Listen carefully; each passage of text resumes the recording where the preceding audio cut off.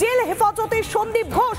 Jail হেফাজতে নির্দেশ CBI বিশেষ আদালতের। আরো বিস্তারিত জানবো আমাদের প্রতিনিধি সৈকত রয়েছে আমাদের সঙ্গে। সৈকত, मेरा सफेद तुरंत खुले, भरपूर झाग दे और इसकी स्मार्ट साइंस दे स्मार्ट केयर और फ्रेशनेस। मेरी चॉइस मेरा सफेद।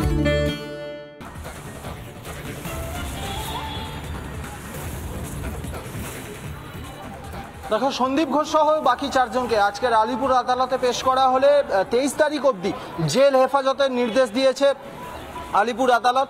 এই সন্দীপ ঘোষ সহ বাকি চারজনের তাদের আইনজীবী কিন্তু বেলের আবেদন করেছিলেন, কিন্তু সেই আবেদন নাকচ হয়ে যায়।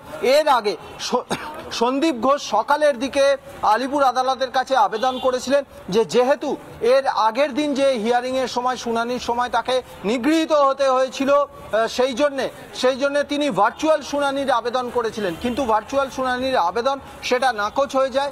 আদালত খারিজ করে দেয়। অবশেষে বাই ফিজিক্যালি তাকে এখানে প্রেজেন্ট করতে হয়, হাজিরা দিতে হয় এবং আদালত সিবিআই এর সাবমিশন শুনে 23 তারিখ অবধি সন্দীপ ঘোষ সহ বাকি চারজনের জেল হেফাজতের নির্দেশ দিয়েছে। প্রেসিডেন্সি জেলে নিয়ে যাওয়া হবে সন্দীপ ঘোষ সহ চারজনকে। বেশ, অনেক ধন্যবাদ। আমরা কথা বলবো প্রতিনিধি সৈকতের সঙ্গে।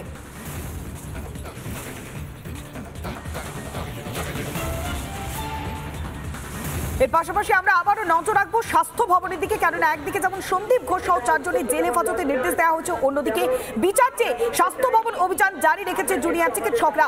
আমরা সরাসরি যাবো আমাদের প্রতিনিধি পিঙ্কির কাছে। পিঙ্কি,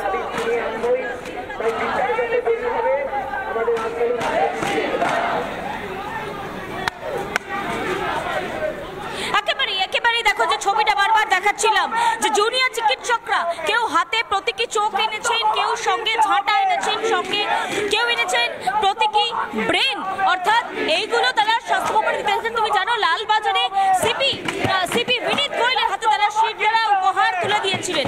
এইবারও কি সেই ধরনের কোনো একটা পদক্ষেপটা নিতে চলেছে? তুমি দেখতে পাচ্ছ পুরো যে স্বাস্থ্য ভবনের সামনেটা, স্বাস্থ্য ভবন যাওয়ার রাস্তা, এই মুহূর্তে কার্যত বসে রয়েছেন প্রচুর চিকিৎসকরা, বসে রয়েছেন কেউ খবরের কাগজ পেতে, কেউ বা রাস্তার উপরে বসে পড়েছেন এবং এবং এবং দেখা যাচ্ছে অনেকেই যারা এসেছেন তারা মাথায় কালো, বুকে কালো বাজ পরে, মাথায় কালো ফেট্টি পরে তারা এসেছেন বিচার নিয়ে তবে যাবেন। কেউ গলায় স্টেথো ঝুলিয়ে এসেছেন, আমি একটু ছবিটা তাও দেখাবো।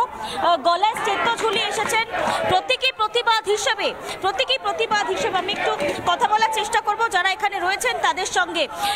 প্রতীকী চোখ উপহার এনেছেন আপনারা, আগে শিরদাঁড়া উপহার দিয়েছেন বিনীত গোয়েলকে, এবারও কি সেরকম কোনো কর্মসূচি?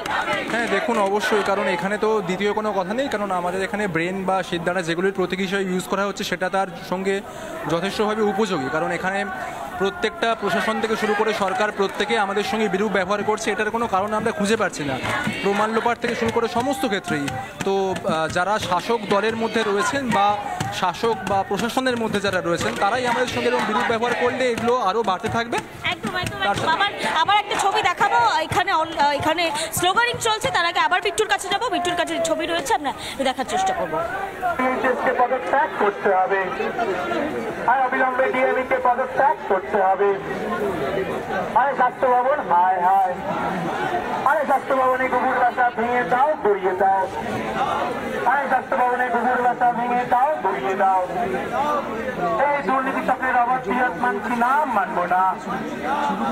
এই দুর্নীতি চক্রের অবাধ বিচার মানছি না, মানবো না। এই দুর্নীতি চক্রের অবাধ বিচার মানছি না, মানবো না। আরে স্বাস্থ্য ভবন, হায় হায়। যে ছবি আবার এই মুহূর্তে লক্ষ্য করতে পারছি, যারা স্বাস্থ্যকর্মীরা রয়েছেন, যারা চিকিৎসকরা, জুনিয়র ডাক্তাররা প্রত্যেকে এই মুহূর্তে পড়েছেন এবং যতক্ষণ পর্যন্ত না তারা স্বাস্থ্য ভবনে তাদের দাবি দাওয়া পেশ করতে পারবেন ততক্ষণ পর্যন্ত এই অবস্থান চলবে। কার্যত সেই বিষয়টাও জানিয়ে দিচ্ছেন। এই মুহূর্তে অবস্থানে বসছেন স্বাস্থ্য ভবনের সামনে যারা চিকিৎসকরা রয়েছেন তারা, এবং তাদের কি কি পরিকল্পনা আছে একবার একটু জেনে নেবো। আপনারা এই মুহূর্তে বসছেন, অবস্থানে বসে পড়ছেন, কি করবেন এরপরে? এরপরে ডাক্তারবাবুরা আমাদের ডেকেছে, আমরা সাধারণ মানুষ হিসেবে এসেছি। এরপরে আমরা ডাক্তারবাবুদের নেক্সট স্টেপের জন্য ওয়েট করব। এবং আমাদের যে দাবিগুলো সেগুলো সরকারের কাছে তুলে ধরাই আমাদের উদ্দেশ্য। প্রয়োজনে আমরা এখানে যতক্ষণ ডাক্তারবাবুরা থাকবে ততক্ষণ তাদের সাথে পাশাপাশি আমরা অবস্থানে অংশ নেব। ডাক্তারবাবুদের সমর্থনে এই মুহূর্তে সাধারণ মানুষরাও এসে হাজির হয়েছেন। এই মুহূর্তে যারা চিকিৎসকরা রয়েছেন, চিকিৎসকদের সঙ্গে একবার কথা বলার চেষ্টা করবো যে তারা কি ভাবছেন এই সামগ্রিকভাবে এই মুভমেন্টটা নিয়ে, যে আপনারা কতক্ষণ বসে থাকবেন এখানে?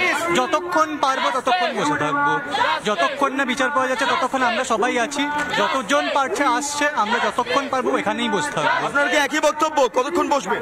যতক্ষণ না ডিএমই আমাদেরকে রেজিগনেশন দিচ্ছে, আমাদের সামনে এসে রেজিগনেশন দিচ্ছে, ডিএচএস রেজিগনেশন দিচ্ছে, ততক্ষণ কেউ এখান থেকে সরবে না।